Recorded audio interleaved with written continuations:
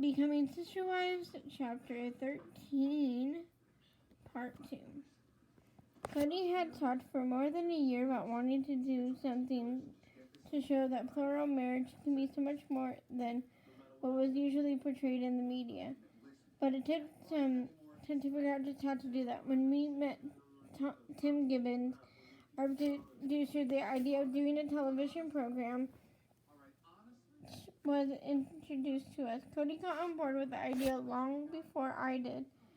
When he told me he was interested in doing a reality program about our family, I just shook my head and let it slide. After all, I assumed that this was another one of those plans that he would eventually drop. I was wrong. Cody did not drop the idea. In fact, he became more and more drawn to it. Soon his discussion of doing a television program went from abstract to serious. Cody felt that he was truly called to the cause. As our family grew, so at the time we devoted to family decisions about money, schooling, and our living situation. Cody realized more and more the importance of doing the show and the calling he felt to do it. These discussions became more frequent and more urgent. We spent hours running through the pros and cons of going public. Additionally, I resisted the urge to come out as a polygamist, I have never been ashamed of my lifestyle. In fact, quite the opposite. However, I didn't want to be judged for it. Most of all, I didn't want our children to suffer because their parents revealed themselves to the world. Cody explained that this show was important and necessary. We needed to step out from the shadow of foreign jets in the FLDS, who for too long had been the face of polygamy. We needed to disassociate ourselves from the negative connotations of polygamy, child brides, SA, and religious oppression. We wanted to show America that we really aren't that different from anyone else. Most important, we needed to pave the way for a better and more tolerant future for our children. Then Cody explained would be the purpose of the show. Although Cody felt called to the show, it took me a while to come to terms with going public after having guarded my privacy my whole life. It took many conversations with Cody and the family before I started to feel comfortable with the vision he had in mind for us. It also took many conversations with God. I knew we would be looked down upon for taking our family public, so I needed a strong indication from God that this is what He wanted for us. Deep down in my heart, I knew Cody was right. Secrecy breeds evil and unhappiness, and for too long, this was the only thing about polygamy that had been portrayed in the media. While I was nervous about all the repercussions of taking our story public, I knew that I needed to support my husband. Ultimately, I wanted the world to know that what most people think of when they think of polygamy has no place in our family.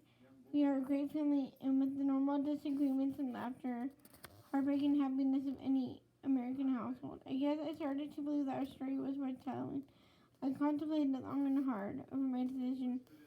Evidently, I also felt the call to go public with our story. It just took a little longer than it did Cody, and then I agreed to do the show and prayed for the best.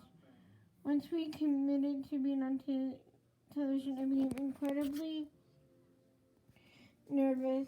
I was concerned about how people I had known for years would feel about me. I was worried that the children would be ostracized by their friends. I knew from the beginning that there would be those from our faith who would support us in the message we were sending, but even more who just wouldn't understand. I was worried that we'd be made into pariahs. It wasn't until I told my child, Leon, about the show that I realized how important it could be for their future. I explained to them that our primary intention and doing a reality program and opening up about our faith was so people would be more accepting of our beliefs. After I told them this, Leon said, "Mom, you say that you are doing this so that we can all be open, but I've never been secretive about my faith. I've always been open with my friends." Well, this was true. Most of Leon's friends at the time were kids from our own faith, so there was really no risk involved. They were so young, and their world was the church and the church school. I had to point out to them how easy things can be when you rarely associate with anyone outside of the faith. Leon is so confident in themselves and their faith that it never occurred to them that there could be a whole world out there opposed to their lifestyle and their religion. Unlike many of our other children until this time, Leon had a lot of experience with friends outside of our religious community. It is a very spiritual young person and dedicated to our church. They naturally drawn to people who share their moral standards and beliefs, which usually means they share their faith as well.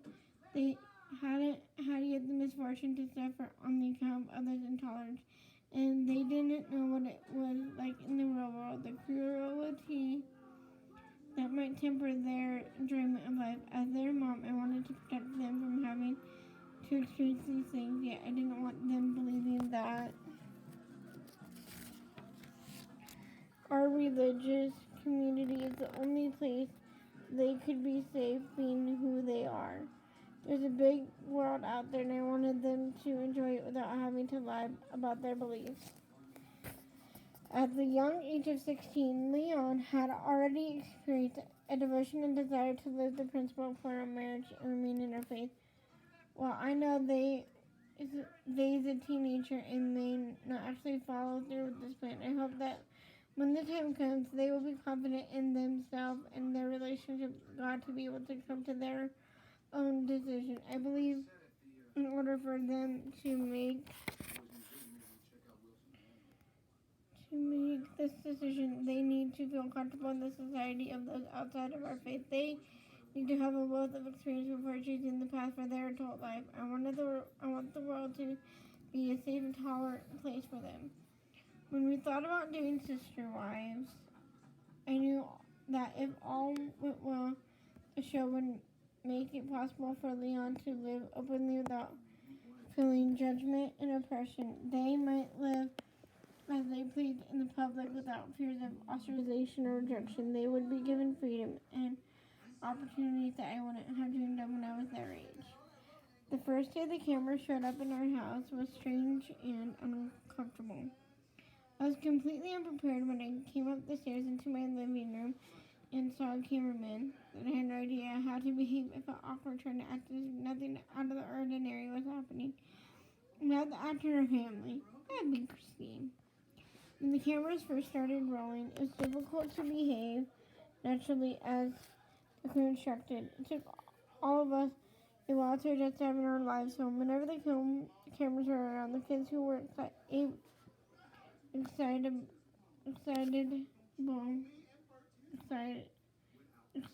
excitable enough became hyper.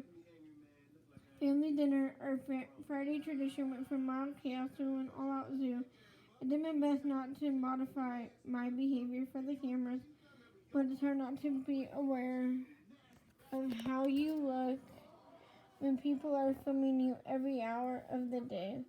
One of the things that I'm very particular about is not letting myself be seen without my makeup. When Tim Gibbons, our producer, wanted to film an early morning episode, I'm up an hour beforehand, getting ready and doing my hair and makeup. This way, I can truly look like a TV star, waking up in the morning with perfect hair and makeup. That doesn't really have anything to do with being vain. I think of it as protecting the world from a good care. Eventually, I grew to have used to have my life film. Often, what they were filming seemed really uninteresting, which I guess is good in a way. After all, we are all pretty normal family that does normal things. I'm happy to show the world our everyday reality and to refuse the myth that there is anything weird or inappropriate about our lifestyle.